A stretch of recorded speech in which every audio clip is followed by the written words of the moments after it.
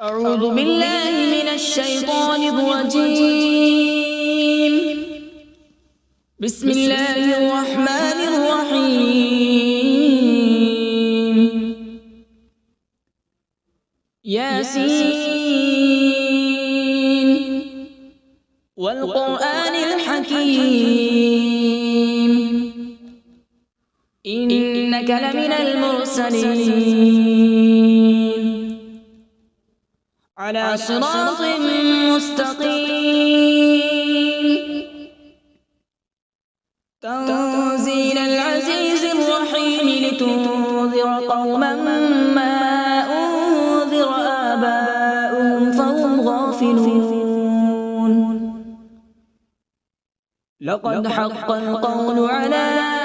أكثرهم فهم لا يؤمنون. إنا جعلنا في أعناقهم أغلالا فهي إلى الأذقان فهم مقمحون. وجعلنا من بين أيديهم سدا ومن خلفهم سدا فأغشيناهم فهم لا يبصرون. وسواء عليهم أأنذرتهم أم لم تنذرهم لا يؤمنون. إنما تنذر من اتبع الذكر وخشي الرحمن بالغيب فبشره بمغفرة وأجر كريم. إنا نحن نحيي الموتى ونكتب ما قدموا وآثارهم وكل شيء أحصيناه في إمام مبين. واضرب لهم مثلا أصحاب القرية إذ جاءها المرسلون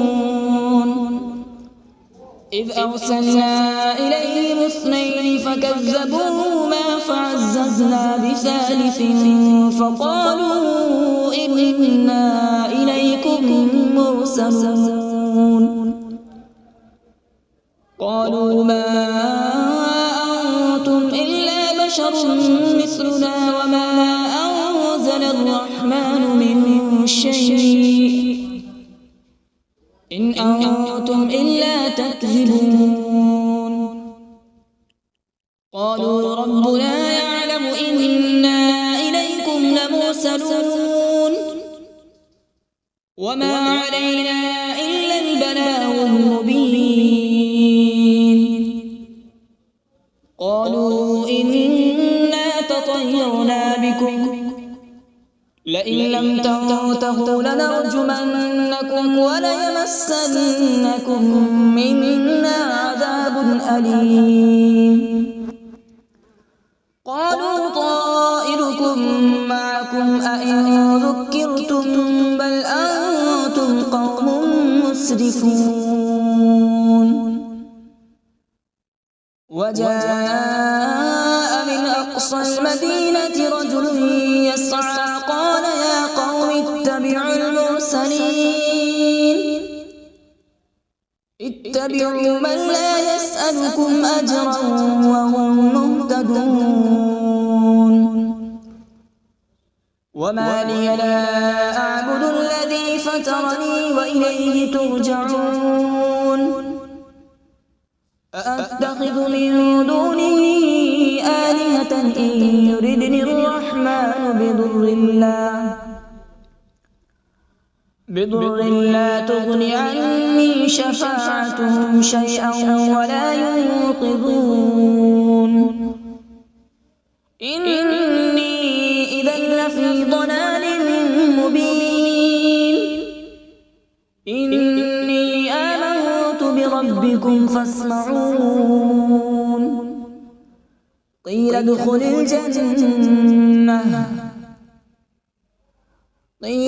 الجنة قال يا ليت قومي يعلمون. بما غفر لي ربي وجعلني من المكرمين. وما أنزلنا على السماء وما كنا منزلين إن كانت إلا صيحة واحدة فإذا هم خامدون يا حسرة على العباد ما يأتيهم من رسول إلا كانوا به يستهزئون ألم يروا كم أهلكنا قبلهم من القرون أنهم إليهم لا يرجعون وإن كل لما جميع لدينا محضرون وآية لهم الأرض الميتة أحييناها وأخرجنا منها حبا فمنه يأكلون وجعلنا فيها جنات من نخيل وأعناب وفجرنا فيها من العيون وجعلنا فيها جنات من نخيل وأعناب وفجرنا فيها من العيون ليأكلوا من ثمره وما عملته أيديهم أفلا يشكرون سبحان الذي خلق الأزواج كلها مما تنبت الأرض ومن أنفسهم ومما لا يعلمون وآية لهم الليل نسلخ منه النهار فإذا هم مظلمون والشمس تجري لمستقر لها ذلك تقدير العزيز العليم والقمر قدرناه منازل حتى عاد كالعرجون القديم لا الشمس ينبغي لها أن تدرك القمر ولا الليل سابق النهار وكل في فلك يسبحون وآية لهم أنا حملنا ذريتهم في الفلك المشحون وخلقنا لهم من مثله ما يركبون وإن نشأ نغرقهم فلا صريخ لهم ولا هم ينقذون إلا رحمة منا ومتاعا إلى حين وإذا قيل لهم اتقوا ما بين أيديكم وما خلفكم لعلكم ترحمون وما تأتيهم من آية من آيات ربهم إلا كانوا عنها معرضين وإذا قيل لهم أنفقوا مما رزقكم الله قال الذين كفروا للذين آمنوا أنطعم من لو يشاء الله أطعمه إن أنتم إلا في ضلال مبين ويقولون متى هذا الوعد إن كنتم صادقين ما ينظرون إلا صيحة واحدة تأخذهم وهم يخصمون فلا يستطيعون توصية ولا إلى أهلهم يرجعون ونفخ في الصور فإذا هم من الأجداث إلى ربهم ينسلون قالوا يا ويلنا من بعثنا من مرقدنا هذا ما وعد الرحمن وصدق المرسلون إن كانت إلا صيحة واحدة فإذا هم جميع لدينا محضرون فاليوم لا تظلم نفس شيئا ولا تجزون إلا ما كنتم تعملون إن أصحاب الجنة اليوم في شغل فاكهون هم وأزواجهم في ظلال على الأرائك متكئون لهم فيها فاكهة ولهم ما يدعون سلام قولا من رب رحيم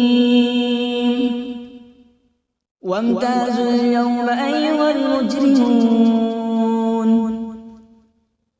ألم أعهد إليكم يا بني آدم ألا تعبدوا الشيطان إنه لكم عدو مبين وأن اعبدوني هذا صراط مستقيم ولقد أضل منكم جبلا كثيرا أفلم تكونوا تعقلون هذه جهنم التي كنتم توعدون اصلوها اليوم بما كنتم تكفرون اليوم نختم على أفواههم وتكلمنا أيديهم وتشهد أرجلهم بما كانوا يكسبون ولو نشاء لطمسنا على أعينهم فاستبقوا الصراط فأنى يبصرون ولو نشاء لمسخناهم على مكانتهم فما استطاعوا مضيا ولا يرجعون ومن نعمره ننكسه في الخلق أفلا يعقلون وما علمناه الشعر وما ينبغي له إن هو إلا ذكر وقرآن مبين لينذر من كان حيا ويحق القول على الكافرين أولم يروا أنا خلقنا لهم مما عملت أيدينا أنعاما فهم لها مالكون وذللناها لهم فمنها ركوبهم ومنها يأكلون ولهم فيها منافع ومشارب أفلا يشكرون واتخذوا من دون الله آلهة لعلهم ينصرون لا يستطيعون نصرهم وهم لهم جند محضرون فلا يحزنك قولهم إنا نعلم ما يسرون وما يعلنون أولم ير الإنسان أنا خلقناه من نطفة فإذا هو خصيم مبين وضرب لنا مثلا ونسي خلقه قال من يحيي العظام وهي رميم قل يحييها الذي أنشأها أول مرة وهو بكل خلق عليم الذي جعل لكم من الشجر الأخضر نارا فإذا أنتم منه توقدون أوليس الذي خلق السماوات والأرض بقادر على أن يخلق مثلهم بلى هو الخلاق العليم إنما أمره إذا أراد شيئا أن يقول له كن فيكون فسبحان الذي بيده ملكوت كل شيء وإليه ترجعون أعوذ بالله من الشيطان الرجيم بسم الله الرحمن الرحيم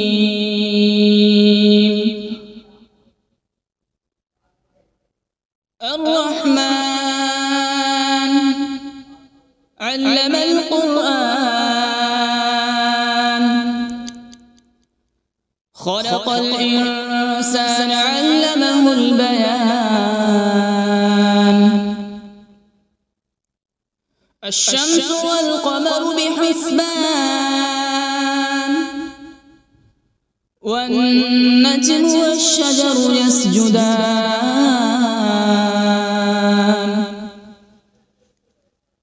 والسماء رفعها ووضع الميزان ألا تطغوا في الميزان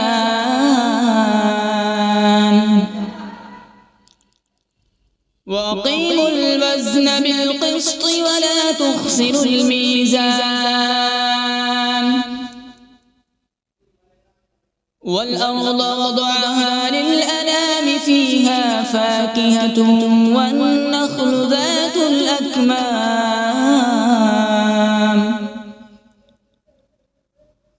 والحب ذو العصف والريحان فبأي آلاء ربكما تكذبان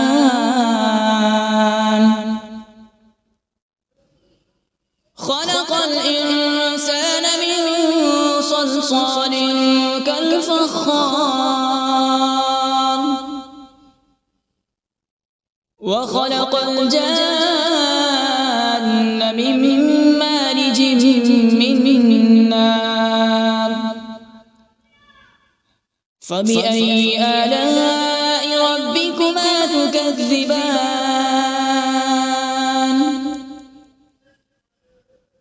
رب المشرقين ورب المغربين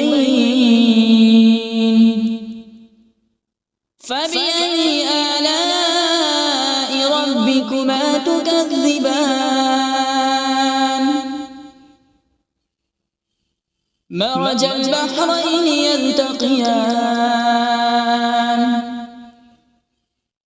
بينهما برزخ لا يبغيان فبأي آلاء ربكما تكذبان يخرج منهما اللؤلؤ والمرجان فبأي آلاء ربكما تكذبان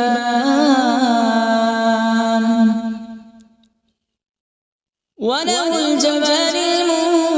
المنشآت في البحر كالأعلام فبأي آلاء ربكما تكذبان كل من عليها فان ويبقى وجه ربك ذو الجلال والإكرام فبأي آلاء ربكما تكذبان يسأله من في السماوات والأرض كل يوم هو في شأن فبأي آلاء ربكما تكذبان سنفرغ لكم أيها الثقلان فبأي آلاء ربكما تكذبان يا معشر الجن والإنس إن استطعتم أن تنفذوا من أقطار السماوات والأرض فانفذوا لا تنفذون إلا بسلطان فبأي آلاء ربكما تكذبان يرسل عليكما شواظ من نار ونحاس فلا تنتصران فبأي آلاء ربكما تكذبان فإذا انشقت السماء فكانت وردة كالدهان فبأي آلاء ربكما تكذبان فيومئذ لا يسأل عن ذنبه إنس ولا جان فبأي آلاء ربكما تكذبان يعرف المجرمون بسيماهم فيؤخذ بالنواصي والأقدام فبأي آلاء ربكما تكذبان هذه جهنم التي يكذب بها المجرمون يطوفون بينها وبين حميم آن فبأي آلاء ربكما تكذبان ولمن خاف مقام ربه جنتان فبأي آلاء ربكما تكذبان ذواتا أفنان فبأي آلاء ربكما تكذبان فيهما عينان تجريان فبأي آلاء ربكما تكذبان فيهما من كل فاكهة زوجان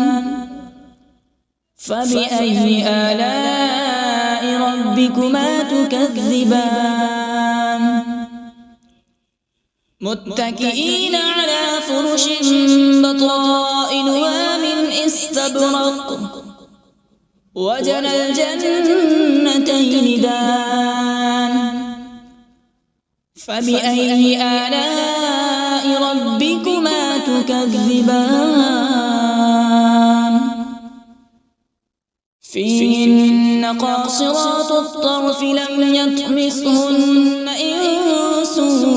قبلهم ولا جان فبأي آلاء ربكما تكذبان كأنهن الياقوت والمرجان فبأي آلاء ربكما تكذبان هل جزاء الإحسان إلا الإحسان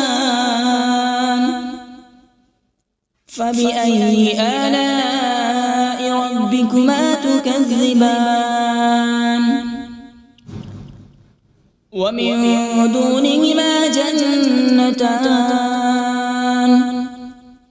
فبأي آلاء ربكما تكذبان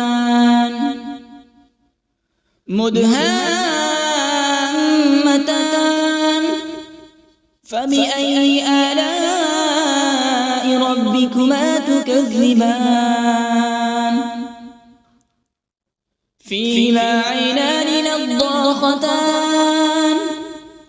فبأي آلاء ربكما تكذبان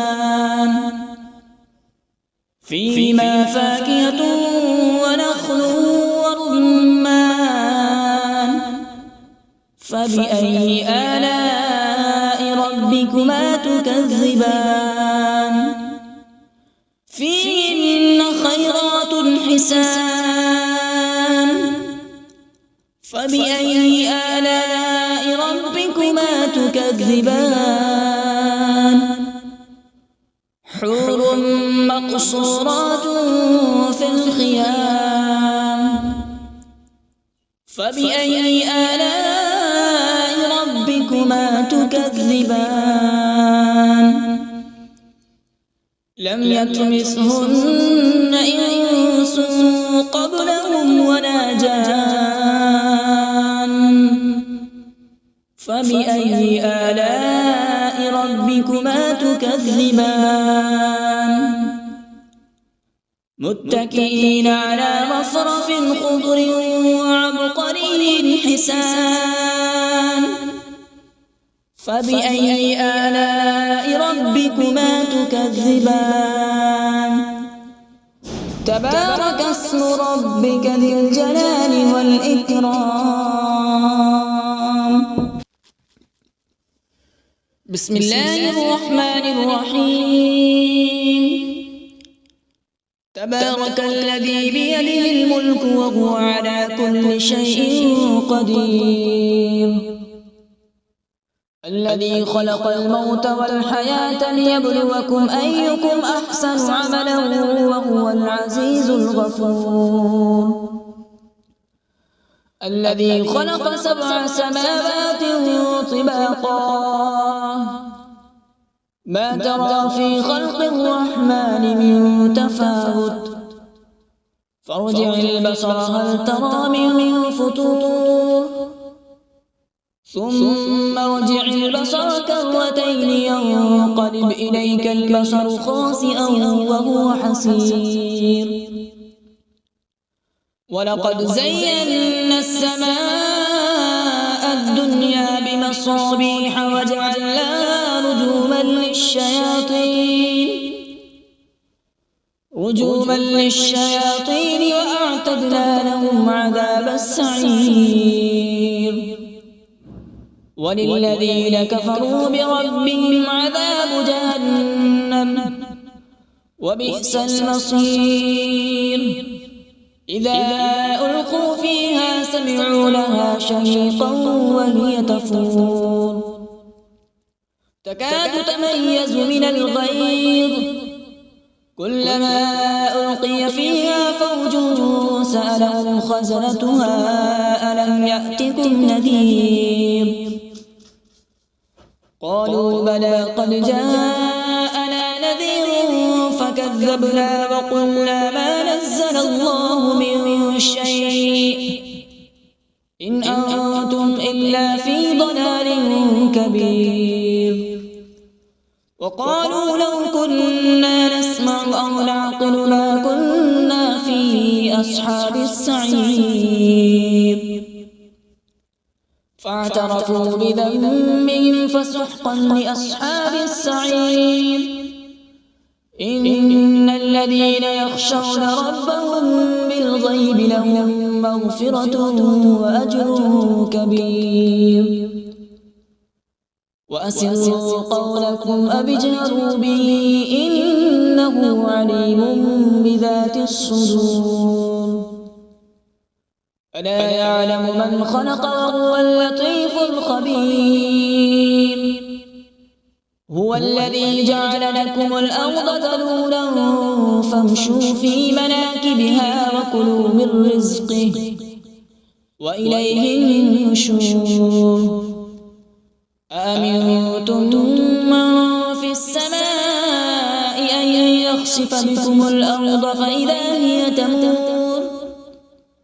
أم أمنتم من في السماء أن يرسل عليكم حاصبا فستعلمون كيف نذير ولقد كذب الذين من قبلهم فكيف كان نكير أولم يروا إلى الطير فوقهم صافات ويقبض ما يمسكون إلا الرحمن إنه بكل شيء بصير أمن هذا الذي هو جند لكم ينصركم من دون الرحمن إن الكافرون إلا في غرور أمن هذا الذي يرزقكم إن أمسك رزقه بل لجوا في عتو ونفور أفمن يمشي مكبا على وجهه أهدى أمن يمشي يمشي سويا على صراط مستقيم قل هو الذي أنشأكم وجعل لكم السمع والأبصار والأفئدة قليلا ما تشكرون قل هو الذي ذرأكم في الأرض وإليه تحشرون ويقولون متى هذا الوعد إن كنتم صادقين قل إنما العلم عند الله وإنما أنا نذير مبين فلما رأوا زلفة سيئت وجوه الذين كفروا وقيل هذا الذي كنتم به تدعون قل أرأيتم إن أهلكني الله ومن معي أو رحمنا فمن يجير الكافرين من عذاب أليم قل هو الرحمن آمنا به وعليه توكلنا فستعلمون من هو في ضلال مبين قل أرأيتم إن أصبح ماؤكم غورا فمن يأتيكم بماء معين صدق الله العظيم.